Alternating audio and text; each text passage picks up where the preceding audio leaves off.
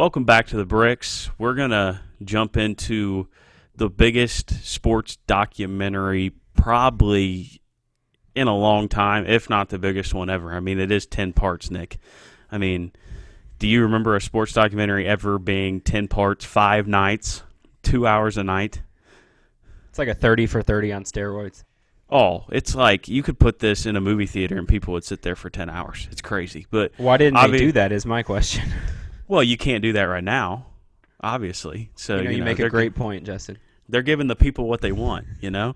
I mean, LeBron asked for it. You got to give it to him. You got to give it to him. So, obviously, we're talking about The Last Dance. We're talking about the Michael Jordan documentary, which is kind of the Michael Jordan documentary, but more of that last Bulls season with some Michael Jordan flavor added to it. I mean, they talk about Dennis. They talk about Scottie. Phil, they talk about all the guys, but I mean, I guess if you put Michael Jordan attached to it, it's gonna be big time, Nick. So that brings me to last Sunday night's episodes. I got into some heated debates with some. One was a Pistons fan, one was, a guy who loves old time basketball. So talking about that Pistons brand of basketball where they fouled Michael whenever, wherever, however, whoever. And they didn't care really how they did it or what they did. Is that basketball, Nick? I mean, I personally think that that's just them not being skilled enough to beat the Bulls, and they had to come up with another way, a Bush League way, as I like to call it, a Bush League way of trying to beat them instead of just beating them straight up. Yeah, absolutely. The first thought that came into my mind, Justin, was high school basketball, which I know you're a high school basketball coach. But what happens when a team is underskilled, undersized, Justin? What do they do? Normally we sit and play zone, but they couldn't do that. So they try to slow the game down, right? They slow the game down. Yeah. In the state of Ohio and in most states in high school basketball, there is no shot clock, right, Justin? So what happens is the underskilled team probably goes zone, and anytime they get the ball, they're three-man weaving, 4 guards up front, just chucking the ball around because they have no intention of speeding the game up. And I think that's the same kind of idea here, right? You can't beat Michael one-on-one in the open court. You can't beat him on the block. You can't beat him in the lane. You can't beat him anywhere, on the elbow, on the three-point line. You can't beat him anywhere, right? And so what do? You change your style. You make him do something else. And in this case, it was make him stay alive with a little bit of bullying. Yeah. I mean, I guess you got to give it to them. They won back-to-back titles, and they went on to win the NBA title, that NBA championship that year. But a little bit of me is just like I just don't still get the fixation with saying that 80s and 90s basketball was so great when teams weren't skilled enough to beat a guy that was more skilled than anything we've ever seen.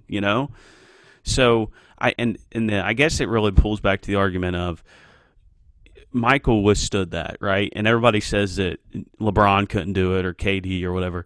KD and LeBron are 6'10", 6'8", and 6'10". If you try to foul them, LeBron's going to put his go right through your chest, and KD is going to make free throws all night. So go ahead. So I mean, I guess it's just I don't understand the fixation with that generation of basketball. Yeah, the athleticism is nowhere close, and I don't get that argument even in other sports, right? I don't get that argument in football either, right?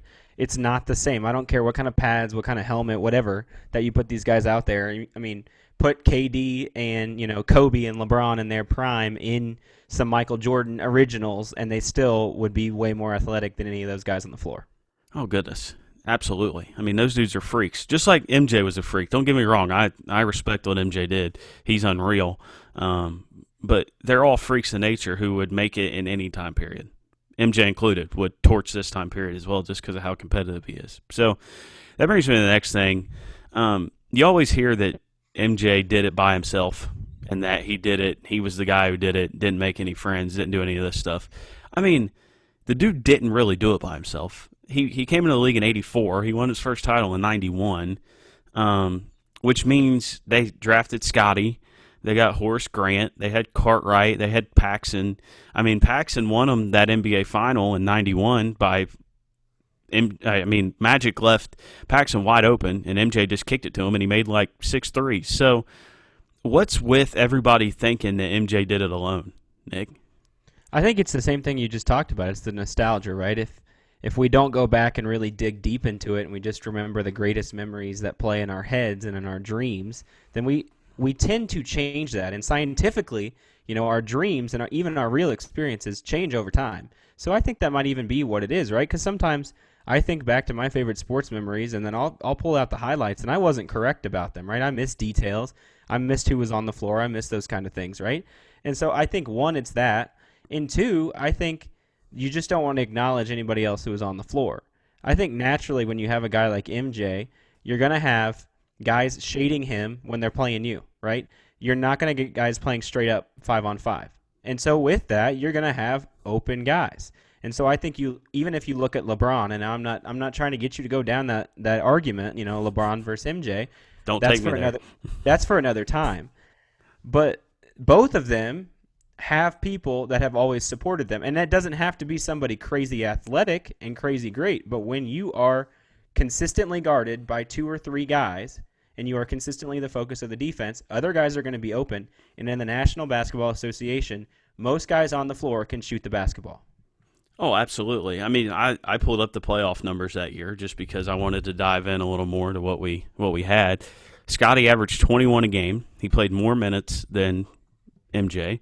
Horace Grant averaged 13, and MJ averaged 31. Now, that's impressive. Averaging 31 points a game in the playoffs is impressive. But I bet if you compare, like, the Heat team that LeBron was on, I bet those numbers with D. Wade and Chris Bosh aren't much different than Scotty and Horace Grant there. So just the argument that he did it alone is a little ridiculous. And the fact that Phil had to change the offense for him to get other guys involved, and then when that happened, they started to win because he was all numbers, scoring titles, all this kind of stuff, MVPs. But that wouldn't get it done, just as the same today. I mean, look at James Harden. That doesn't get it done. So you got to have other guys with you. You got to have a buy-in to the culture.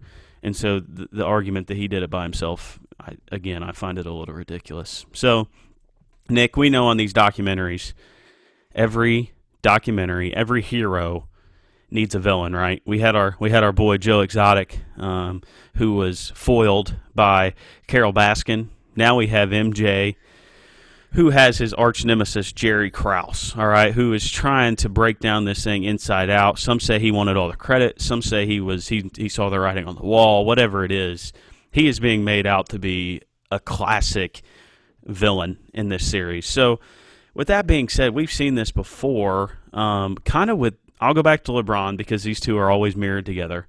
Dan Gilbert kind of ruined the run of LeBron in Cleveland.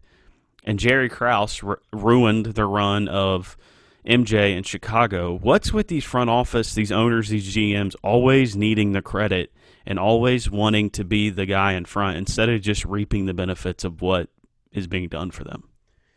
Well, I don't know the program listing of Dan Gilbert's height off the top of my head, but I was going to say it's usually what my mother taught me this phrase of short man complex, and it's these guys who didn't have the careers themselves, right? And most of the situations, and I guarantee you that Jerry Krause is one of those people, just looking at the man. That's no dig at him, but let's just be honest. Was said of him that was part of his problem, the short man complex. Absolutely, right? And so when you see a guy like MJ, even when he starts to rack up those titles, right, he's making money off of that himself, but at some point it's not good enough because it's got to be about you, right? And I've seen that in different ways and things like, baseball for 12-year-olds, and that's ridiculous, right, to make it about yourself. But I think this is just, again, that on steroids, right? You didn't get the fame you wanted as an athlete, and now you're going to take whatever the spotlight is because it needs to be about you in some way. Even if you become the villain, who gets talked about the most? The villain. Absolutely. And he really got what he wanted, but he had to break up, one of the greatest dynasties to ever do it, to do that. And he's remembered as a villain when he could have be remembered as one of the guys to help build that up. So that's kind of what you're dealing with. It's kind of a two-edged sword for those guys, If you go against it, then Michael and the Bulls are going to be remembered as great. If you go along with it, then you're right. You're probably not going to be remembered as someone who's a main cog in the story. So I get the battle that they fight there. So I got to talk about NBA, which, thank you. I've been fighting with Nick for 3 weeks to try to get me an NBA segment. Finally happened. So, Nick, fill us in. What's some big things that's been going on in the NFL free agency and kind of your draft reflections now after we have about a week to think about it? Yeah, so first of all, if you didn't listen to the Back to the Bricks NFL Draft Special, go back, check out round one. We went pick by pick, broke them down live, real time on our end, and then obviously pushed it out the next day. So go back and listen to that. It was some pretty good analysis with our friends as well. One of the main takeaways of draft night number one was quarterbacks off the board, right? We saw Joe Burrow go to the Bengals, obviously. Tua Tagovailoa go to the Dolphins. Justin Herbert to the Chargers. None of those things surprising. Then we see Jordan Love go to the Packers, which is hilarious. I'm going to save that. I'll talk about that later, Justin, because I can't let that go without discussing it, because that was hilarious. But what we saw some teams make some moves after that to get a quarterback, right? We saw Jameis Winston sign a decent deal to go be the backup in New Orleans behind Drew Brees and flex player Taysom Hill. So if you need a flex player in the NFL or in fantasy this year, if and when that happens, put Taysom Hill in the flex. We'll see how that goes. But all that to say, Jameis signed a deal that will pay him $1.1 million for the year 2020, with a $148,000 signing bonus and a base salary of $952,000. But he has as much up to $3.4 million in available incentives. All that to say, Justin, a guy like Jameis Winston, who had what we like to call the 30 for 30 year last year, not the ESPN 30 for 30, but 30 touchdowns and 30 picks, including ending the season on a pick six. I mean, that's fantastic. It's the club you don't want to be in. It's not the 30 for 30 you're looking for. No. Absolutely. But I think he still has talent, and a lot has been said about his vision, right? He got some LASIK done this offseason. The man can see now, so maybe he knows how many receivers are on the field. But first of all, the funny part is he's now on a roster with a man who he has completed more passes to the New Orleans Saints than.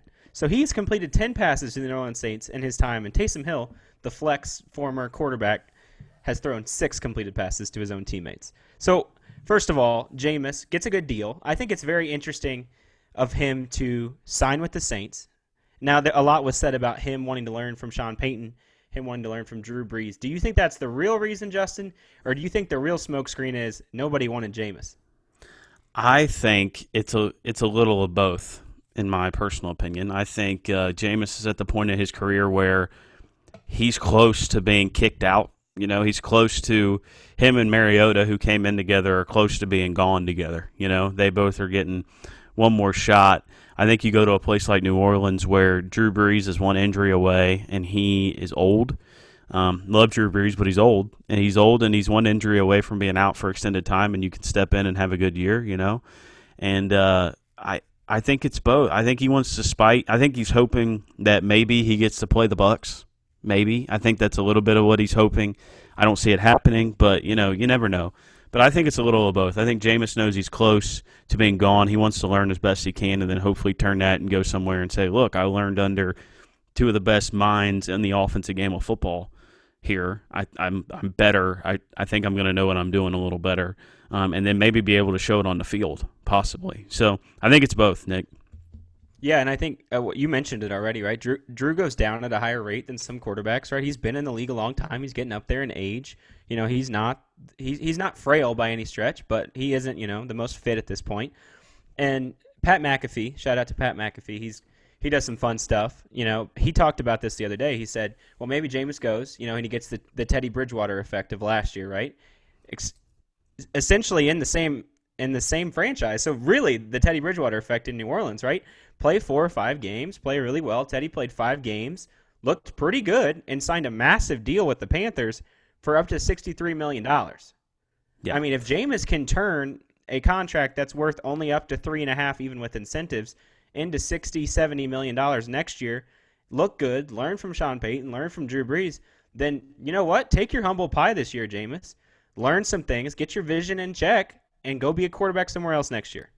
Well, you said it right there, humble pie. I mean, if there's one thing about Jameis, or as he called himself in his Heisman talk, J-Boo, as I like to say, he's not humble.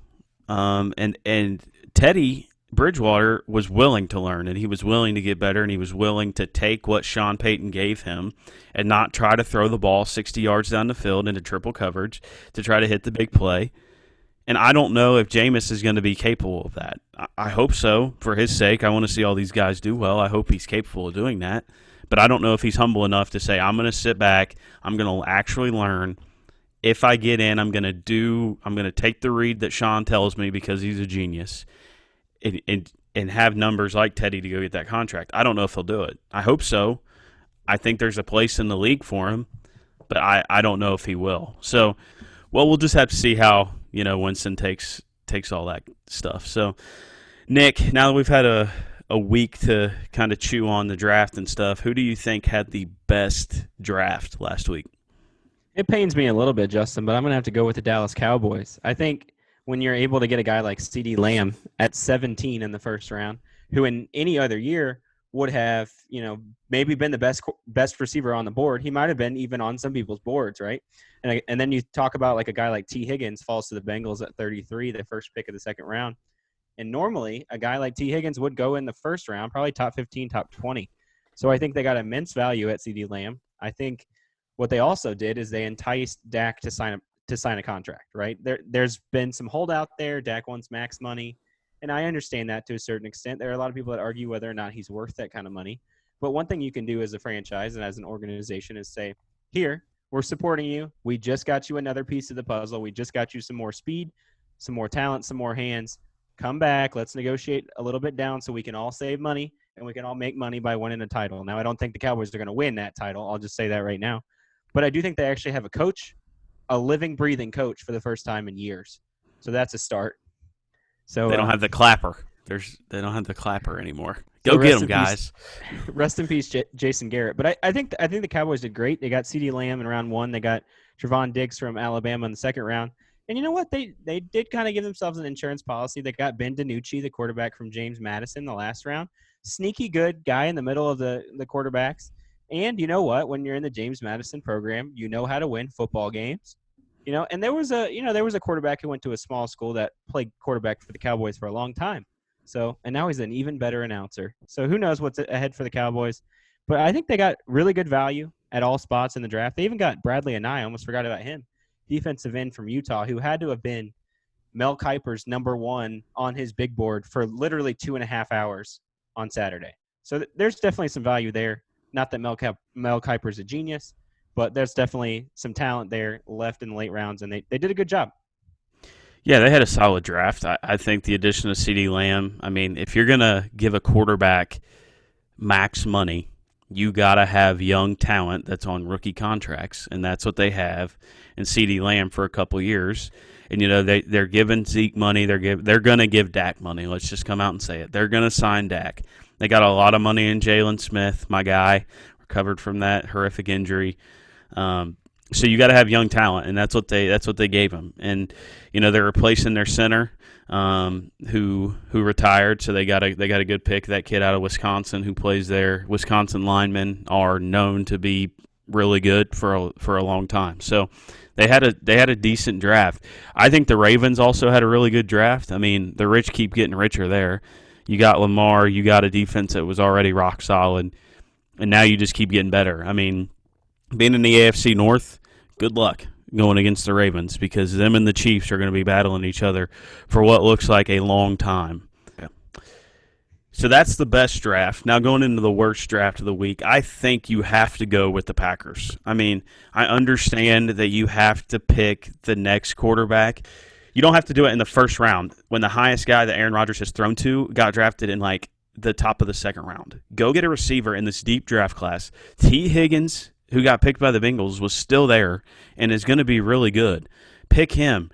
Get somebody who's going to help out Aaron Rodgers in the window that you have left with him. You could have gotten Jordan Love or a guy just as good, if not better, than Jordan Love in free agency. Andy Dalton's available now. You could have went and got him. He's younger than Aaron Rodgers. There's plenty of guys you could have gone and gotten. There's plenty of guys you could have drafted and not been in the first round when you have a quarterback who's a Hall of Famer and needs weapons around him. So I think that's got to be the worst draft of the night for me. And I think the real issue there is they traded up for that pick. Who behind you was going to take Jordan Love? You looked at how the night unfolded, and after Justin Herbert went off the board at 6, there was no talk of a quarterback. Nobody was as far as we know, they weren't making phone calls to try to come get a quarterback. And we knew that the difference between Herbert and Love was vast. And even then, I don't even think, Herbert was within the top two, Joe and Tua. So I think there was 1, 2, and there was a big jump to Justin Herbert. And then I think there was a massive jump to Jordan Love. And I don't think we can just sit here and do the Mel Kiper. Well, he didn't have any talent, and he had a new offense coordinator. That didn't make you throw 14 interceptions in the High School Musical Theater League, okay? Like, you didn't play in a good conference, and you threw 17 touchdowns and 14 interceptions. But what kind of message are you sending Aaron Rodgers, who has publicly said, I want to finish as a Green Bay Packer. I think I've got 4, 5, 6, 7 years left with technology, science, all that stuff. And then you go get a young quarterback. You trade up for a young quarterback who's not proven himself. Yeah, he's got arm talent, whatever. He hasn't done it. I don't ever want to pick a guy, especially to be a quarterback, who has not won at the college level. I don't think that makes sense. And so it's just a ridiculously bad pick to me, and I think it just not a vote of confidence for Aaron Rodgers, that's for sure. No, with advances in modern science, it's not crazy to think that he can play for like Tom Brady time, like for another 5, 6 years. So take one.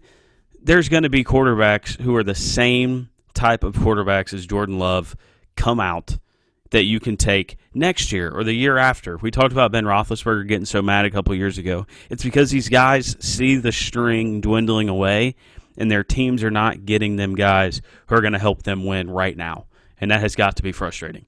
So, yeah, that's the Packers. Come on now, get your Hall of Fame quarterback, somebody that's going to help him out. And I think to finish that thought, Justin, like, go get Cam Newton, go get Andy Dalton, like you said, right? If you want a guy, 1, to hold a clipboard, or 2, to put some fire under Aaron Rodgers' belly to just play higher football, to kind of stir that pot again with him, then maybe that's what you do, is you go get a Cam Newton who could play right away if he needed to. He's been an elite quarterback. He hasn't been recently, but he was in a Super Bowl a few years ago. It's not like the man fell off a cliff. He's injury prone and all those things, and he's a mobile quarterback. But if you were looking for a guy to hold a clipboard, then you don't draft him in the first round. And you definitely don't trade up and go get him in the first round. With that said, we're going to take a little bit of break. With that said, we're going to take a break. And when we come back, we will talk about UFOs in the U.S. Navy. The Fellowship of Christian Athletes is touching thousands of lives in and around the city of Cincinnati. Since 1965, FCA has been using the platform of sport to reach coaches and athletes at the professional, collegiate, high school, junior high school, and youth level. FCA is actively seeking to engage, equip, and empower coaches and athletes to unite, inspire, and change the world through the gospel of Jesus Christ. To find out more about the ministry of FCA in Cincinnati, visit their website at www.cincinnati.fca.org. So, Justin, we see in the past few days, we've suddenly seen these images released by the U.S. Navy. Now, this isn't like some fake news media source, right? This is the Navy releasing images that they have of some unknown foreign aircraft of some type. Okay, it's UFOs, Justin. We are seeing proof from our military that there are UFOs and that we've had them on camera before we've detected them. Now, of course, I do love this about the country we live in, that eventually, after a certain amount of time, things are released to the public. I kind of appreciate that, right? Intelligence we've had. Eventually, we get to find out. So sometimes we find out things about political leaders and stuff that we didn't want to know, and maybe taints our view of them. Maybe as a certain president, I'm not going to say names, but there's 3 letters, and you can fill in the dots. But we see UFOs, and I think what's crazy is if we weren't in quarantine, this would be the top news, right? But it's just like another thing that you scroll by on Twitter.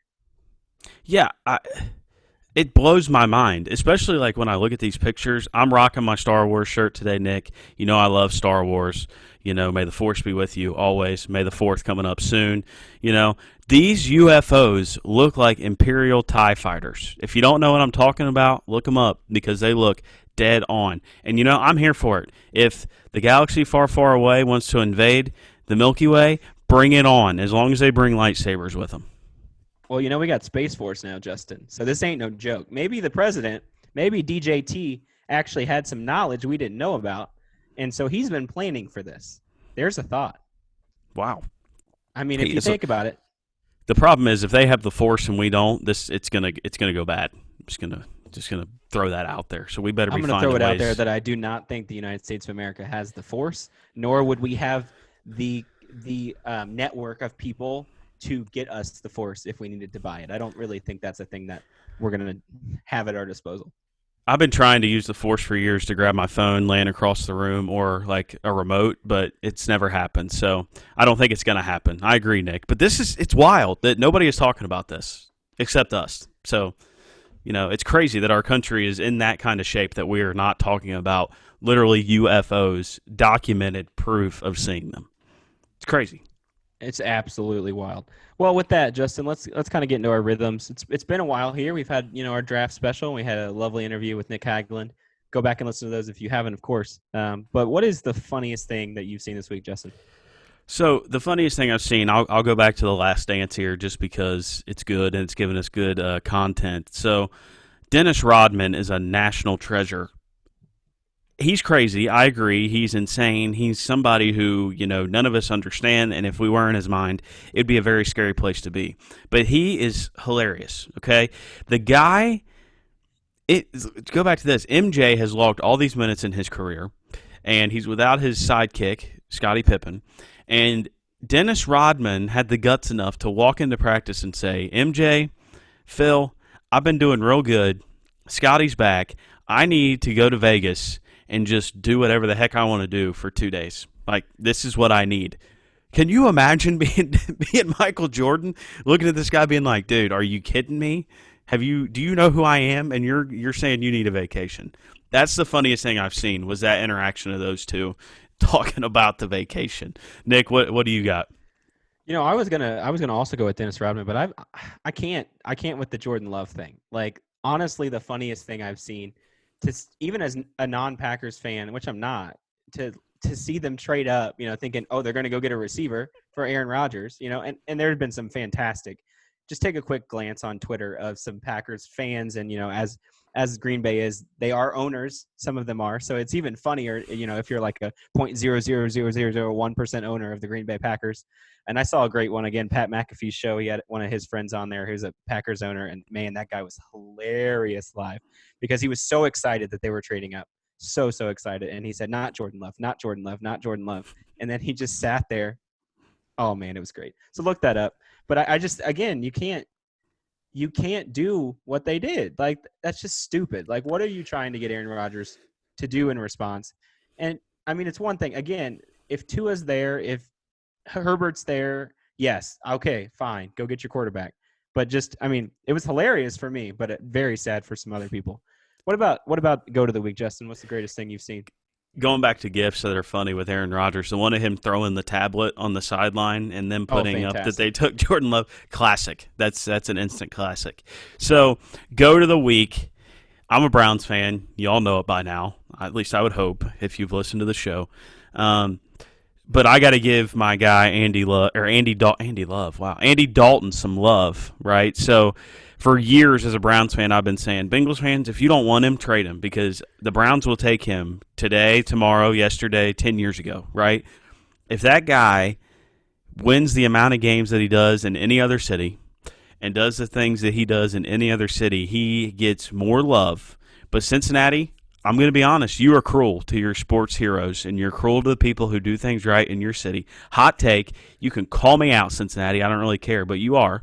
And so the man needs love. He does great things. So many videos of him coming out with organizations and foundations and all this kind of stuff, of good stuff he does off the field, not just on the field, because what's going to be remembered more, what happens off the field, and that guy loves people the way Jesus loves people off the field. And so that's got to be my go to the week, Nick. Who's yours?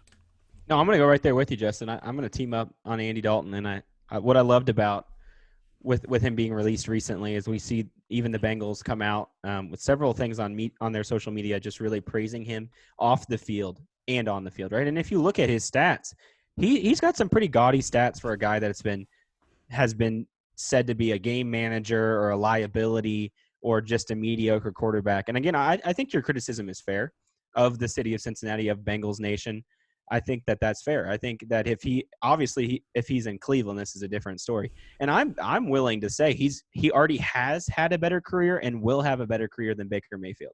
So I don't really am not really concerned about that. And I see you nodding your head as well. I So I don't.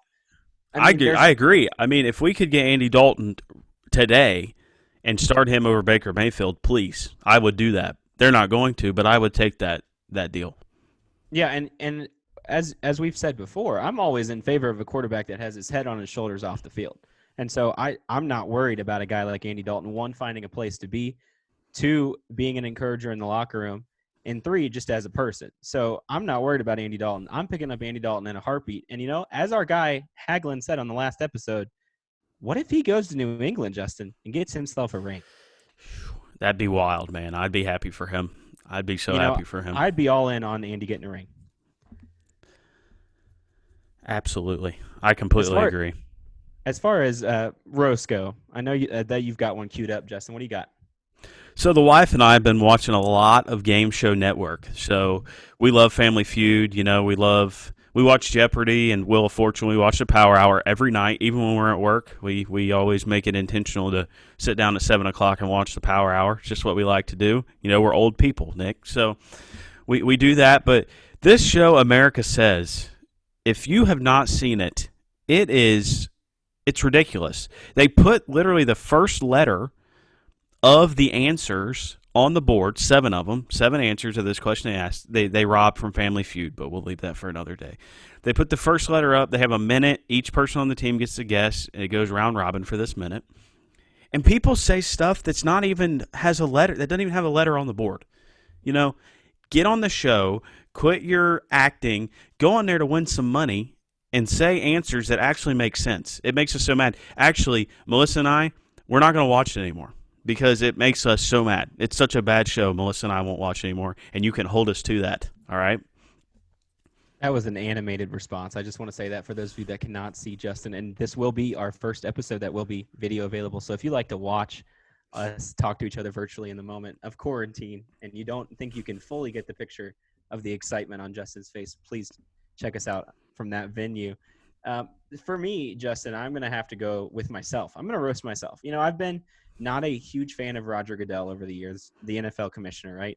But my man during the NFL draft was hilarious. And I thought he did a really good job of keeping it casual. I like that in the later rounds he was sitting down. That was really fun. I like that he showed a different side of his personality. Yes, was he awkward at times with the Zoom fans and all that behind him? Yes, 100%. But there was no way it wasn't going to be awkward. But I think for the first time, he got to be a human. And I loved the fact, we talked about this, I think even on the special, that he was asking people to boo him. I thought that was amazing. I just love the fact that the man's like, let's get some normalcy in our lives. Go ahead and boo me. Go ahead and, yell at me. I loved that. I really would give a draft grade of an A+ to Roger Goodell. A+, wow. The only fan base he didn't interact with in the first round was the Saints. Can't blame him. Those fans absolutely hate him. So, Nick, I like the roast of yourself. That's high class right there. What do you got for our challenge of the week? I think that one of the biggest things that's going to happen in this time frame, and the beauty of the first, 7 episodes that we've got a chance to do is that we're still in quarantine, right? We're still experiencing these things, and we're still without sports. NASCAR just got a new start date in May. Who knows if that'll happen without fans? The NFL's talking NASCAR, about, baby. NFL's talking about maybe playing on Saturdays if college football gets canceled. I'm not confident either one of those leagues will happen. But that aside, let's get back to, let's be real simple here. I don't want people to die, and I want to watch football. Those two things don't go together. So please hear my humor in that. But do yourself a favor, do your friends and family a favor, and save us the football season. Let's just be real. Save us football. You know what? And then we'll be all good after that. We'll save the economy. We'll save everything. Let's start with football. So you and your actions will decide whether or not we have football this year. That's my challenge, Justin. I agree. My family is so wild and crazy for football that it's not even funny. And so the fact that might not be there really has some big ramifications for my family. So, yeah, if you want football, if you want school to start, if you want all this stuff to happen in the fall, then we have all got to take the precautions that are being laid in front of us and not second guess them and just do them if we want to. If you don't agree, we still need to do it, okay? And so let's just do it, and let's get back to life the way we love living this life, and that's together, and that's with sports. So do that. If you're doing the right things, give us a shout out on Instagram or Twitter or Facebook. Let us know those things you're doing and challenge other people to do the same thing. That's Back to the Bricks.